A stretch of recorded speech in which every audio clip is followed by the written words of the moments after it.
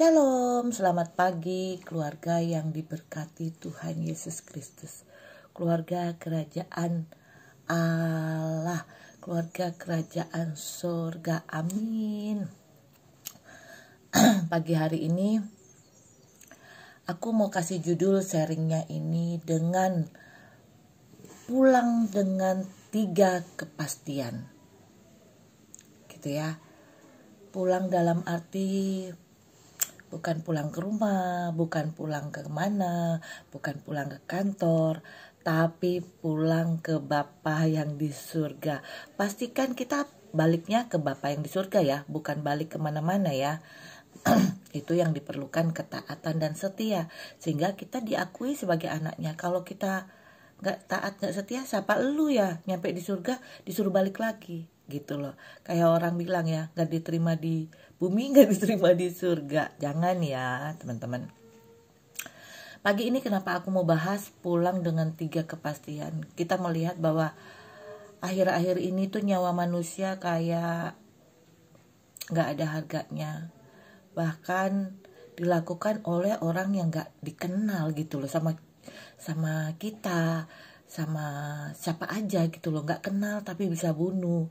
Itu ya, karena kita gak tahu ya keadaan seseorang itu dalam keadaan stres. Hari-hari gini banyak orang stres ya, sehingga perilakunya itu gak normal, gak mau tahu mau apa. Yang penting pelampiasannya itu ada gitu loh. Ada yang terencana, ada pula yang enggak. Yang penting aku mau bilang di sini bahwa tidak ada harganya lagi. Nah, ketika kita dengar itu yang namanya Megatrust, beberapa hari yang lalu aku membahasnya Megatrust, bahwa jangan takut. Megatrust ini alam, kita tidak bisa untuk menahannya. Kita hanya berdoa supaya semua baik-baik saja, tapi dengan satu syarat, bahwa ikuti aturan pemerintah tentang gimana cara mitigasikan itu. Tapi kita tidak bisa menahannya gitu loh. Tapi kalau keinginan manusia untuk menyakiti orang lain sebenarnya bisa ditahan gitu ya. Tapi kenapa akhir-akhir ini begitu ya. Nah, ketika kita memikirkan itu, semua orang akan menemui ajalnya masing-masing. Tapi bagaimana kita menemui ajal sehingga kita bisa bertemu dengan Tuhan kita, dengan Bapa kita di sorga, itu ya kita harus pastikan gimana. Nah, aku mencatatnya gini ya. Kita lihat ya di 2 Korintus 5 ayat 1-8 gitu ya. Tetapi hati kami tabah dan terlebih suka kami beralih dari tubuh ini untuk menetap pada Tuhan. Nah, itu kalau orang berpikiran yang benar. Tubuh ini gak ada apa-apanya, itu cuma fana, hanya untuk di dunia ini gitu loh. Ketika kita memahami kematian itu seperti apa, itu cara pandang kita itu akan ketahuan dewasa atau enggaknya gitu ya. Tapi ada banyak orang yang ya udah menyerahkan diri aja kepada kematian dengan sia-sia. Kita nggak mau ya gitu ya. Kita dapat menghadapi kematian itu seperti apa ya, anak kecil itu mengetahui keriangan anak-anak yang pulang sekolah ya. Kita tahu ya kalau pulang sekolah itu ada satu penyair ya menulis ya, gini dia menggambarkan kalau anak-anak pulang sekolah itu betapa senengnya, betapa bahagianya gitu ya. Gini dia, suatu hari lonceng akan berbunyi. Suatu hari hatiku akan berdebar-debar menunggu lonceng itu berbunyi ya. Seiring dengan teriakan sekolah usai, teng teng teng teng teng teng, pelajaran selesai, aku berlari untuk pulang. Sedemikian bersukanya gitu loh. Nah, walaupun demikian, jarang ada orang percaya yang menghadapi kematian dengan sukacita. Ya, terkadang rasanya kita ingin mati pada saat kita sakit atau menderita penyakit yang tak tersembuhkan. Itu rasa-rasanya udahlah Tuhan, aku mau mati aja gitu ya. Atau saat kita tua, sendirian dan tidak dapat menikmati kegembiraan hidup gitu.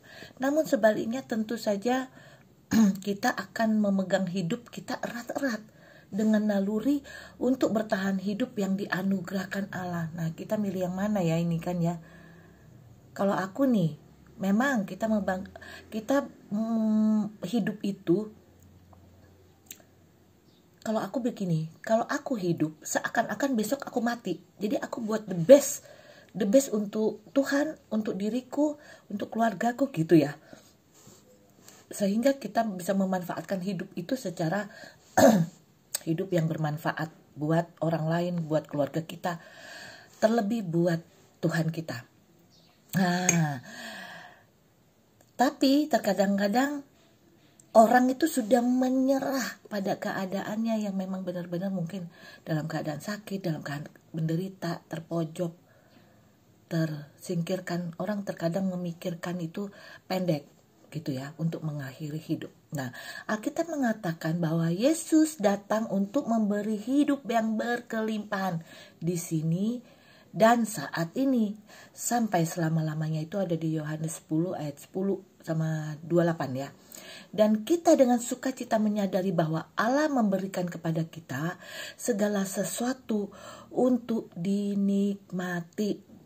Kita nanti baca ya 1 Timotius 6 ayat 17. Namun sebaiknya kita menimbang kecintaan terhadap dunia ini secara bijaksana dengan kebenaran yang tercermin. Ya, saya mencatatnya, ini ada lagu lama ya, gini loh. Liriknya mungkin begini ya. Dunia ini bukanlah rumahku. Dan memang bukan. Kita adalah orang asing. Kayak peziarah gitu yang datang mampir cuma sebentar lalu pulang. Dan pengunjung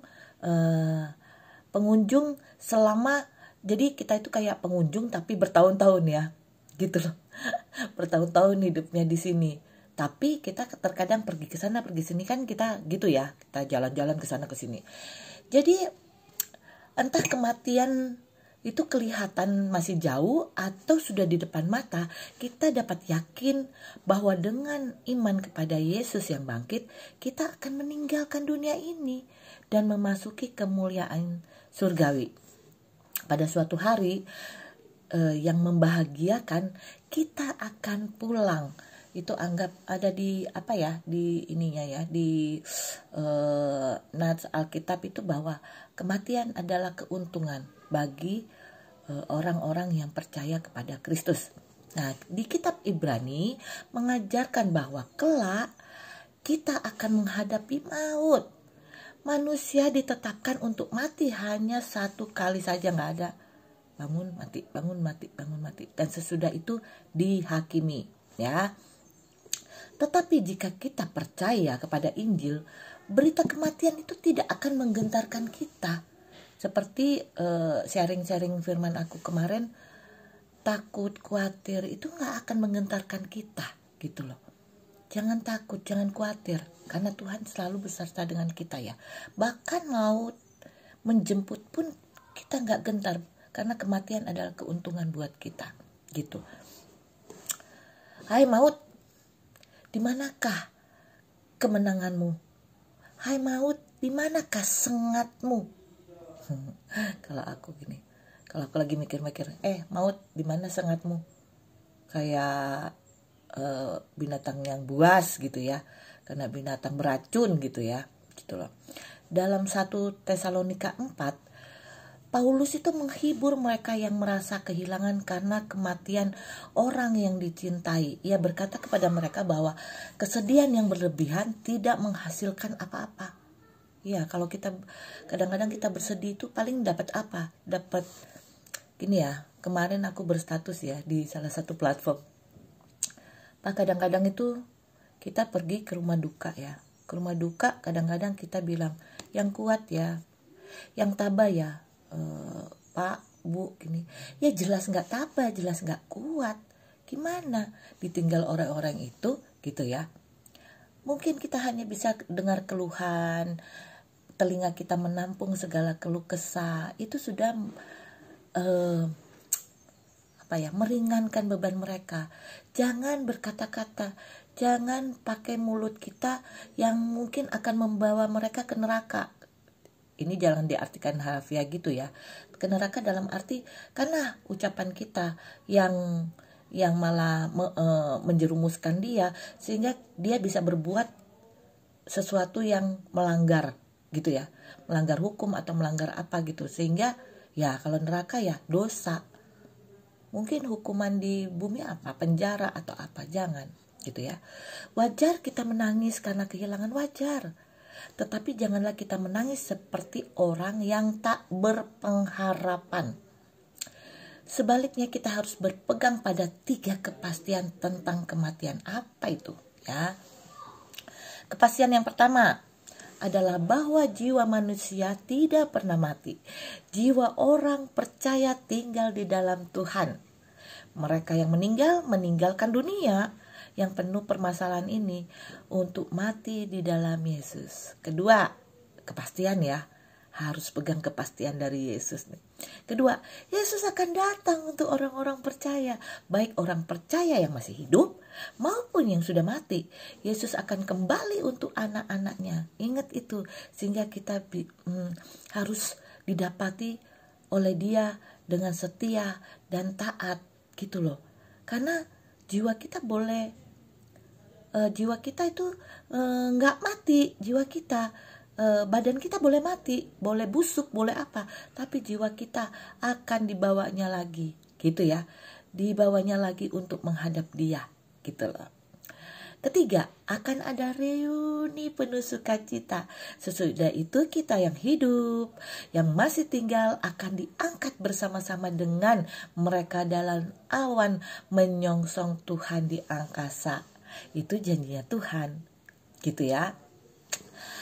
Nah, demikianlah kita akan selama-lamanya bersama dengan Tuhan. Dengan mengetahui 3 kepastian tentang kematian tersebut, maka orang-orang percaya yang kehilangan orang yang dicintai akan mungkin punya pengharapan. Walaupun kita terpisah secara sementara dengan mereka, kita akan bertemu lagi dalam hadirat Allah. Gitu ya. Nah, aku mau kasih quote nih ya sekarang ya, baru kali ini aku mau kasih quote ya. Matahari yang tenggelam di suatu tempat adalah matahari yang terbit di sisi dunia yang lain. Tak satu hal pun di dunia yang dapat dibandingkan dengan hidup bersama Kristus di surga. Yuk, kita seperti kita menyiapkan kedatangan Megatrust ini katanya ya mudah-mudahan tidak seperti yang dibayangkan oleh orang-orang, tidak seperti yang diberitakan. Tapi ketika kita mempersiapkan itu, mitigasi dan segala macam, sama dengan kita mempersiapkan kedatangan Tuhan Yesus kali yang kedua, supaya kita ditemui taat dan setia. Itu bagaimana caranya? Itu mitigasi juga loh. Karena hari-hari ini kita sudah berlaku yang kadang-kadang gak normal, abnormal bahkan ya. Dan untuk itu kita percaya dan taat, itu diperlukan senjata-senjata perang Kristus di dalam diri kita. Minta tuntunan Roh Kudus, pasti dikuatkan supaya kita bisa menghadapi 3 kepastian kematian. Kita menghadapi kematian itu, bahwa Yesus tidak pernah meninggalkan kita. Yesus akan membawa kita yang hidup dan yang mati. Itu orang yang percaya ya. Tapi ingat, sekalipun kamu percaya kepada Kristus, kita sama-sama orang percaya, tapi tetap menghadapi tahta pengadilan Allah, tahta pengadilan Kristus, di mana kita akan ditimbang dengan apa yang sudah kita lakukan di dunia ini.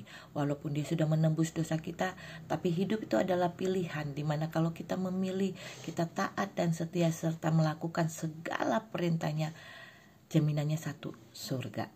Gitu ya, nggak ada bidadarinya, nggak ada. Yang ada Tuhan Yesus ya. Semoga semua yang aku sampaikan ini bermanfaat dan memberkati banyak orang. Shalom.